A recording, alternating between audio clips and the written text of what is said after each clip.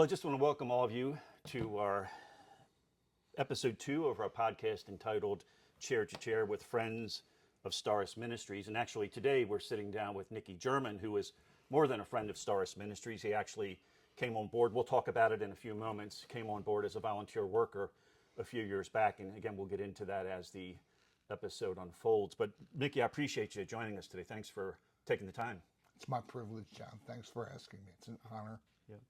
So as I mentioned, Nicky serves as a volunteer capacity with Stauros. And Nicky, if you can just tell us a little bit about the history of what connected you to Stauros. I know it's been quite a number of years ago. We realized as we get older, the years accumulate, right? And so tell us a little bit about how you got involved initially and what transpired over the years after you and I met, and then what brought you back to ask about being a volunteer and then coming on board. And Sure. could you do that? I could. Sure. A little over 20 years ago, I think. After a while, the years start to run on. They do. My sister heard you at my home church at the Brooklyn Bible Chapel, which was my home church, excuse me, at the Brooklyn Bible Chapel. Mm-hmm. And she was taken in by you. She heard your testimony and how Jesus had freed you from active addiction. Mm-hmm. And how she wanted that for me. Nice. And how her and my brother, my other sister had been praying for me for 30 some years. Amazing, isn't that, when you think about that? It is. The dedication and devotion of somebody else to not give up, right? Right? Not give up hope. And it was a crazy time back then, wasn't it? It was. Right? It really was. Life was very disruptive and very disjointed, right, for yourself. My life was chaotic at bare minimum. And coming into your life, which wasn't chaotic, must have been chaotic for you. And, you know, I'm so sorry that happened, but I'm so grateful that I met you. Well, I was there. I mean, I was at that place too as well myself, so I understand exactly what that's like to really not have any kind of idea what the day is going to be like. And 13 years later, I called you, and my brother-in-law Fred picked me up in Philadelphia. Yes. Again, strung out again, to take me to the Frederick Rescue Mission. And I called you and told you what was going on, and that was it was 13 years ago. It was on a Sunday, and Fred dropped me off on Sunday, and Monday afternoon you showed up at the mission. And I felt drawn. I felt called to the Stauros ministry. I felt like it was a platform for me. I had noticed that God was using people in my life as I got grounded and rooted in Liberty Fellowship with Pastor Ken King and stayed in contact with the Frederick Rescue Mission. I felt called to that ministry. Things started happening, and it's amazing to see the hand of God work in our lives. Yes. My brother's a strong believer, and he prays for God to bring eternity into the moment in his life, and that he could pass that on to others. And, and he's talking to this guy, and he tells him where his grandson's at. He said, I'm going to call my brother Nicky and see if he'll go pay him a visit. And he called me, and the next day I went out there, and that young man's name is Eli. And God used me to change his life. If I could jump in for a minute, Please. Just for the listeners. Now, if you're aware of Stauros Ministries already, you'd know that we are primarily a one-to-one ministry whereby we go and meet with people as a primary function. One of my favorite preachers, Billy Graham, who's preached to millions and millions before he went home to be with the Lord, said the best ministry he ever had was one-on-one. Yes. And that's true for me, and I believe that's probably true for you. I mean, the one-on-one ministry with people in Stauros has changed my life, and I saw it. Yeah. I was, you said something to me one time some years ago, and I don't remember exactly what you said, but I was doing the work before I became a volunteer. Right.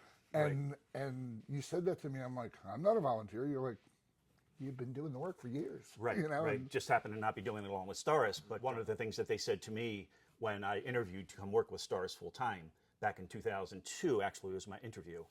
And Arthur Williams, the founder of Stauros, was sitting with our board of directors then, and I was interviewing, and he said, John, we just want to support you in what you're already doing. He said, so after those few years ago, you called and we talked, and then I approached our board of directors and we prayed and then invited you to come on as a volunteer.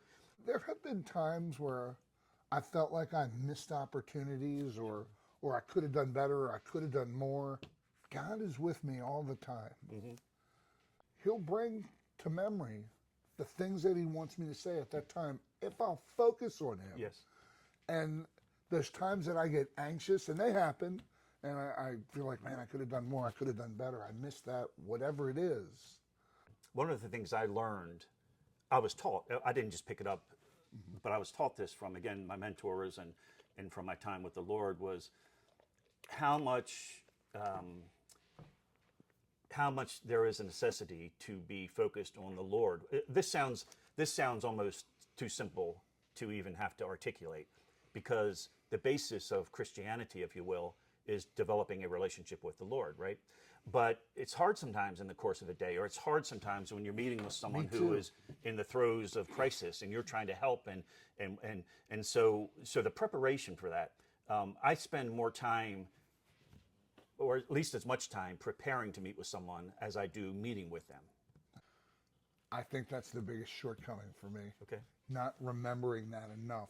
Right. Not remembering, my prayer every day is that God bless me to be paying attention, to get involved with what you're doing in the present moment, Yes. so that you can use me to bring eternity into the moment. Right.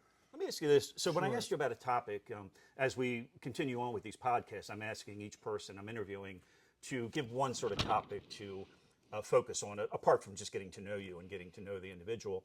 And you said that you very quickly said freedom from active addiction. Tell us a little bit about what you mean by the word freedom. What does that look like? So freedom from active addiction, it's more than just being off of substances, right? Oh, way more. Yeah, so tell us about that for a few moments. Well, Jesus Christ saw fit, after 35 plus years of drug abuse, misuse, in and out of jail, and always in trouble, to deliver me, Okay. to save me from the bondage of drug and alcoholism, and to give me a change of mind, a change of heart, a change of direction. Yes.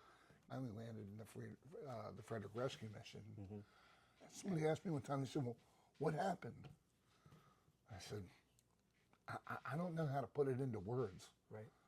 but you can experience it if you want to. Yes. Everything's different. It is. It's like you're a new creation, I'm not who I used to be. right? And the Bible tells us that too. So tell me a little bit about your relationship with your wife, Karen.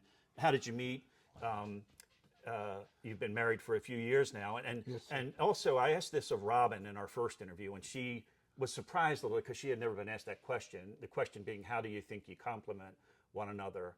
So tell us a little bit about your relationship with Karen, and then ultimately how you think you complement one another. Karen's amazing. I don't know what I did to deserve Karen, but I hope I keep doing it. Yeah. I can't say enough. Karen and I met at my favorite Greek restaurant in Frederick about 12 years ago. I prayed for God to put a woman in my life. And I was alone for years.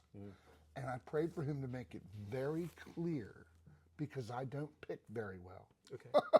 I don't. Finally, one day I said to her, would you like to go out with me? She said, I would. If you'd like to go out with me, the first place I'd like to take you is to church. And she looked at me and she said, okay. I said, would you like to go this Sunday? And I picked her up to go to church on Sunday at Liberty Fellowship, where we are right now. And we've been going ever since. How many years ago was that? Gosh, I'm not going to ask you the date because I don't want to embarrass you here, but probably roughly how many years? Probably 12 years ago. Okay. So how do you complement each other? What does she help you with, and Wow. what do you think you help her with? Karen is a great helpmate. She is.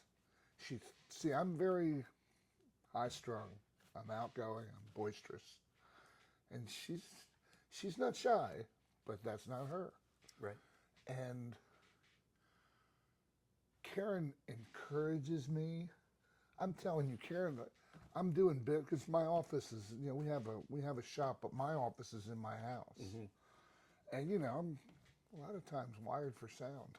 Sure, I'm geared up and ready to go and get it done. And, Yeah. you know, Karen's walking around and she spends a lot of time every day worshiping God. And I think the way that I compliment her is I treat her like a lady. Okay. Every day I tell her, I said, did I tell you how much I love you today?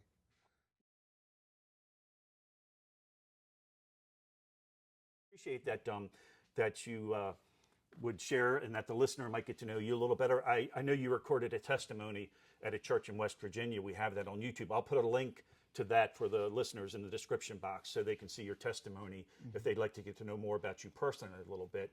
But I do appreciate you sharing today some of what God has put on your heart in ministry and in life, Nicky. So thank you. Thank you, John.